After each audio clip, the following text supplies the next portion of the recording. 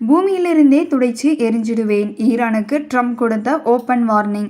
Hormuz ஜலசந்தியில் பற்றி எரியும் நெருப்பு.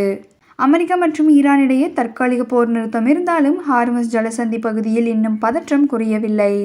இது குறித்து பேசிய அமெரிக்க அதிபர் ட்ரம்ப், தென்கொரிய சரக்கு கப்பல்கள் உட்பட சில நாடுகள் மீது ஈரான் தாக்குதல் நடத்தியுள்ளதாக குற்றம் சாட்டியுள்ளனர். அமெரிக்காவின் பாதுகாப்பு திட்டத்தில் தென்கொரியா இணைய வேண்டிய நேரம் இது என்று குறிப்பிட்ட அவர், ஹார்முஸ் பகுதியில் செல்லும் கப்பல்களுக்கு பாதுகாப்பு அளிக்கும் அமெரிக்க கப்பல்களை ஈரான் தாக்கினால் அந்த நாடு பூமியின் முகத்திலிருந்து துடைத்தெறியப்படும் என்று மிக கடுமையாக எச்சரிக்கையை விடுத்துள்ளார். ஈரானின் 7 சிறிய படகுகளை அமெரிக்க படைகள் சுட்டு வீழ்த்தியுள்ளதாக தெரிவித்த ட்ரம்ப், தென்கொரிய கப்பலை தவிர வேறு எந்த கப்பலுக்கும் பாதிப்பு ஏற்படவில்லை என்றும் கூறியுள்ளார். ஜலசந்தி வழியாக செல்லும் கப்பல்களின் பாதுகாப்பை உறுதி செய்ய அமெரிக்கா தீவிரமாக இருப்பதை அவரது பேச்சு உணர்த்துகிறது.